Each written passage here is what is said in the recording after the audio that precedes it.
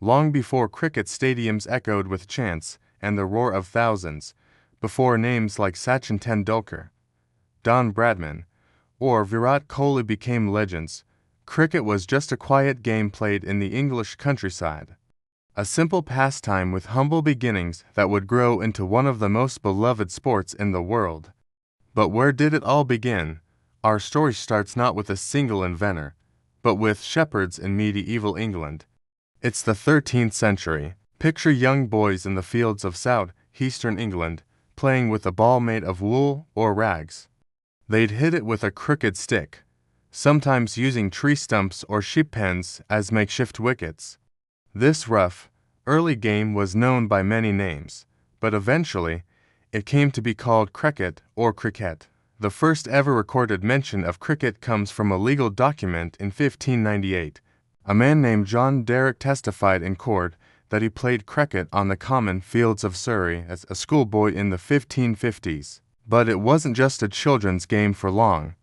By the 17th century, cricket had begun to capture adult attention. Farmers, soldiers, and villagers gathered on Sundays to play. It was even banned at times by the Puritans for distracting men from church. Yet, it thrived. By the late 1600s, cricket had spread across southern England. The upper class, particularly the gentry and nobles, took a liking to the game. Soon, betting became common, and with it came the need for formal rules. In 1744, the very first codified laws of cricket were written in London by a group of gentlemen who met at the famous Artillery Ground. These rules were later adopted and maintained by the Marylebone Cricket Club, known simply as the MCC, which was established in 1787. The MCC became the guardian of cricket's laws. It was here, at Lord's Cricket Ground in London, that modern cricket began to take shape. One name that towers above all others in early cricket is W.G. Grace. Born in 1848, Grace wasn't just a cricketer, he was a phenomenon. With his bushy beard and commanding presence, he dominated the sport in the late 1800s. He changed how the game was played, turning cricket from a gentleman's hobby into a national obsession. His batting skills were unmatched, and he is often credited with popularizing the sport across England. But cricket wasn't destined to remain confined to one country. As the British Empire expanded, so did cricket. British soldiers, sailors, and settlers took the game to India, the West Indies, Australia, South Africa, and New Zealand. For the empire, cricket was more than sport, it was a tool of cultural influence. Yet, in each place it landed, cricket took root and grew in unexpected ways. Let's start with India. The earliest matches were played by British colonists, but soon Indian communities started forming their own teams. The Parsis of Bombay were the first Indian group to play organized cricket in the 1840s. By the late 1800s, Hindus, Muslims, and other communities joined in. Cricket became a mirror of colonial society divided by class and caste, but also a space where Indians could compete with the British on equal terms. Fast forward to 1932, and India plays its first official test match against England at Lord's. Though they lost, it was the start of a cricketing revolution. Meanwhile, in Australia, cricket had also found fertile ground. The first official test match ever played took place in 1877 between Australia and England in Melbourne. This match gave birth to one of the greatest rivalries in sports history, the Ashes. The Ashes legend began in 1882, when Australia defeated England on English soil for the first time. A mock obituary in the Sporting Times declared that English cricket had died, and the body will be cremated and the ashes taken to Australia. Since then, the Ashes have been fiercely contested, symbolizing not just cricketing pride but national identity. In the Caribbean, cricket became a symbol of resistance. Introduced by colonizers, it was soon mastered by the colonized. By the 20th century, West Indian players were among the most stylish and powerful in the world.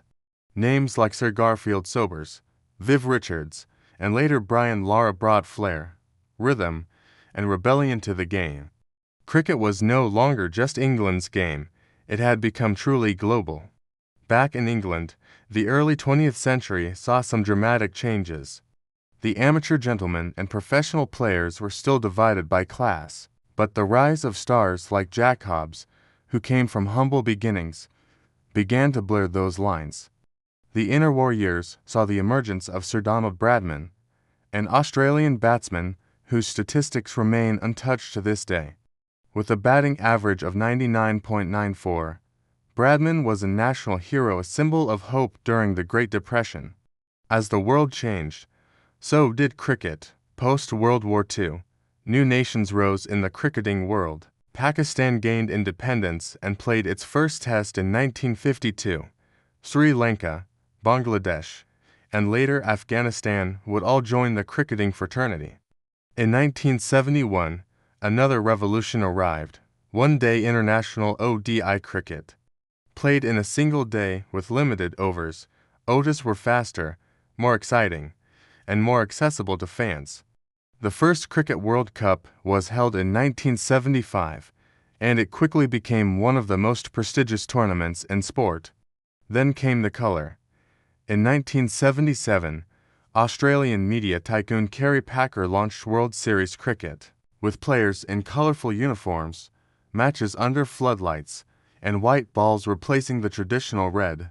Purists were outraged, but fans were thrilled.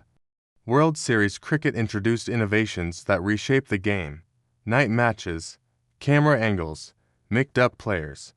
Cricket was stepping into the television era. The 1980s and 90s saw the rise of cricketing superstars. Kapil Dev led India to a stunning World Cup victory in 1983. Imran Khan inspired Pakistan's win in 1992. Brian Lara, Shane Warne, Mudaya Muralitharan, and Jacques Kallis dazzled fans worldwide. And then came Sachin Tendulkar.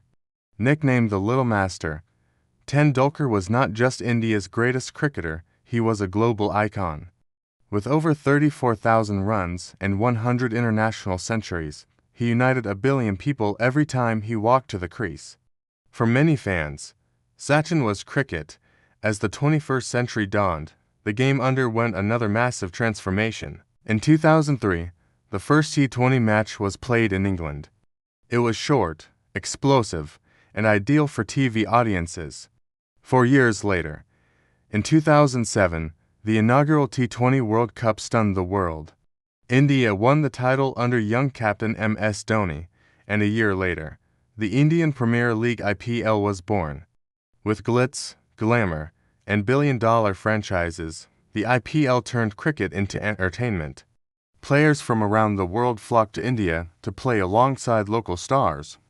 Young cricketers became household names overnight. Cricket had become a global industry. Today, cricket is played in over 100 countries. The International Cricket Council (ICC) governs a game with 3 formats: Test, ODI, and T20 each, with its own drama.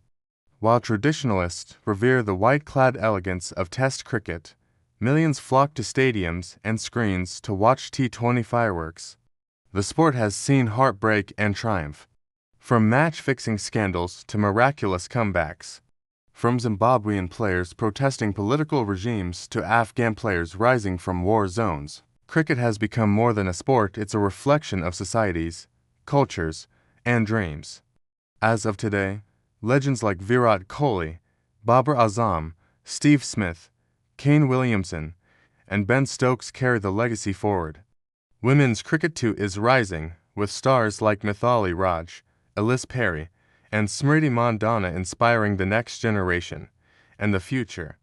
With growing popularity in the United States, new technology like ball tracking, AI-driven analytics, and virtual reality training, cricket is entering a new era. From a rural pastime in medieval England to a global multi-billion-dollar sport, cricket's journey is nothing short of extraordinary.